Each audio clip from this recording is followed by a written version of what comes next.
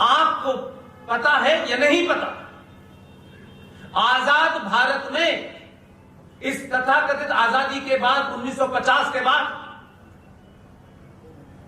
2011 का सेंसस जो हर 10 साल के बाद होता है, 21 में होने वाला है, कब होगा मैं नहीं जानता, 21 तो चली गई।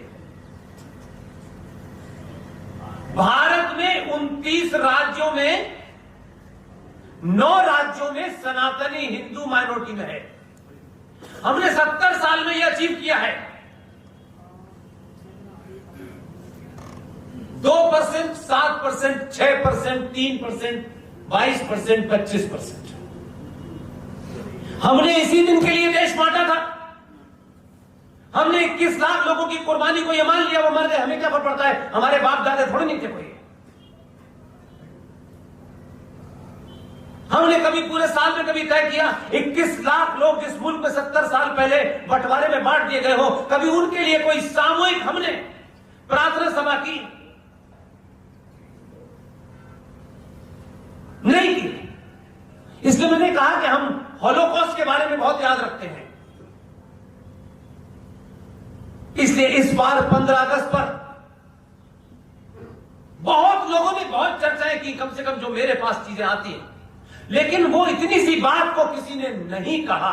इससे मुझे लगता है कि हम शायद अभी भी, आज भी सब कुछ होने के बाद, आज हम ये आरोप नहीं लगा सकते कि हमारे पास इंफॉर्मेशन नहीं है।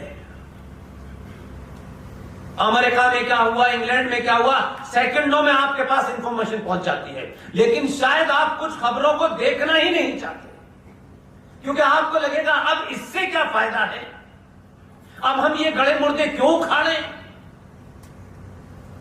क्योंकि आपको तत्कालिक लाभ चाहिए। राष्ट्रों के जीवन में ये घटनाएं उसकी सभ्यता, उसके शौर्य को जिंदा रखने के लिए बार बार गाते रहना चाहिए।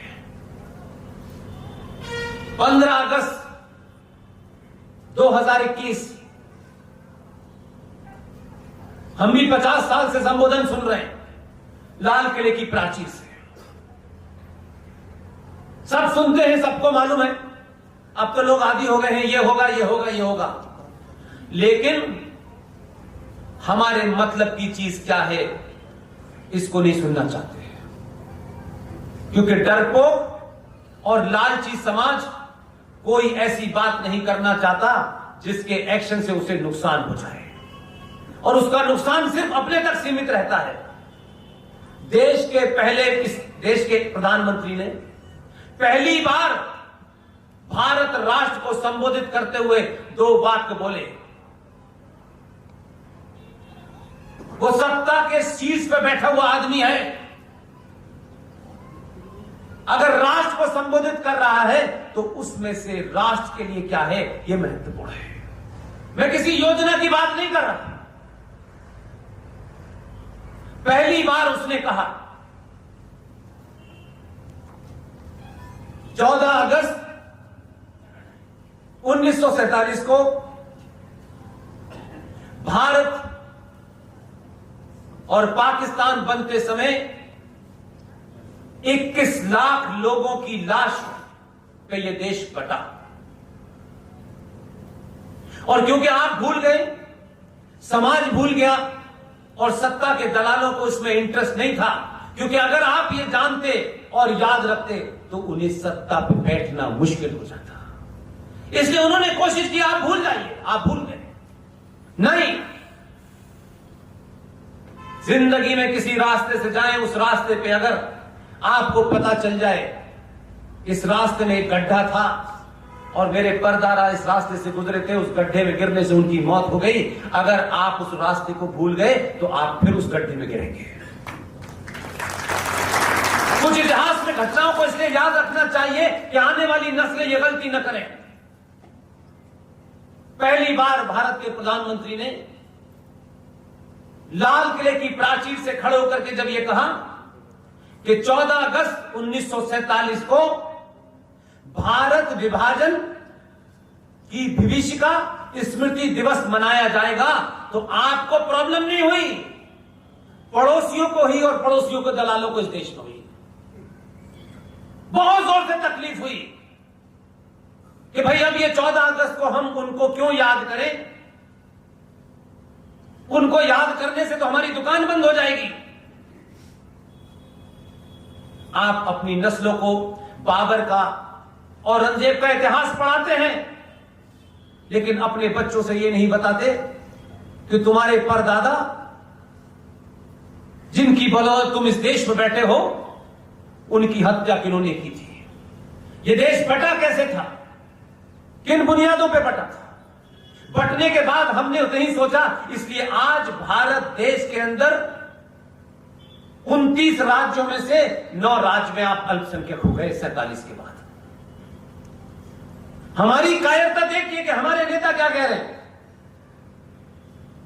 कि जिन राज्यों में हिंदू सनातनी अल्पसंख्यक हो गया है, हम इस पे विचार नहीं करेंगे कि यह घटना क्यों घट रही है और हम धीरे धीरे बहुत से राज्यों में कम होते जा रहे हैं।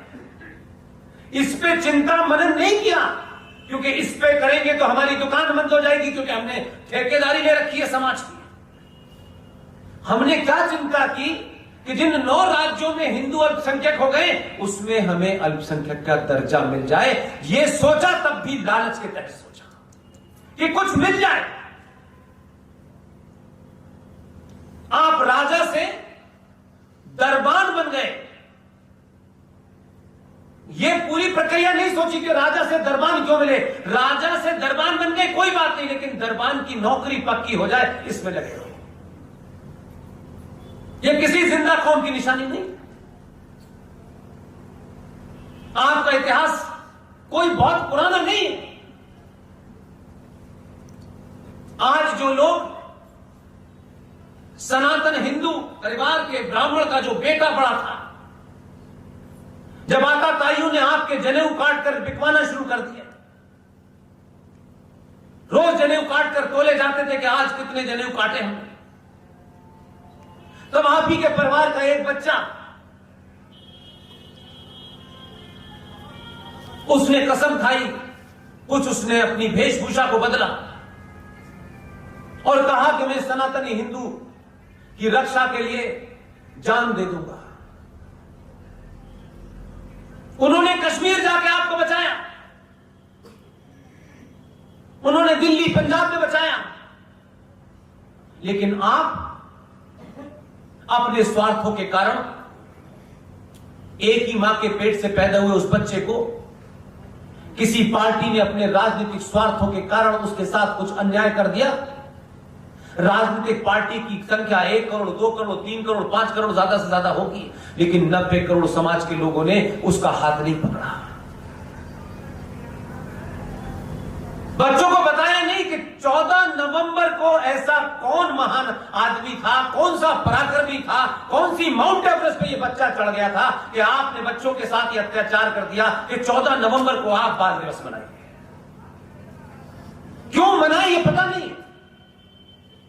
जो इतिहास में बौने लोग होते हैं, वो अपने आप को जिंदा रखने के लिए अपनी काबिलियत, अपनी पॉपुलैरिटी, अपने कामों के कारण नहीं याद रखे जाते हैं। इसलिए इस तरीके की डेट तय कर दी जाती है कि उन्हें याद करो, जबरदस्ती याद करो। इसलिए 14 नवंबर आप बाल दिवस मनाते हैं। समाज से यह आवाज नहीं उठी सामूहिक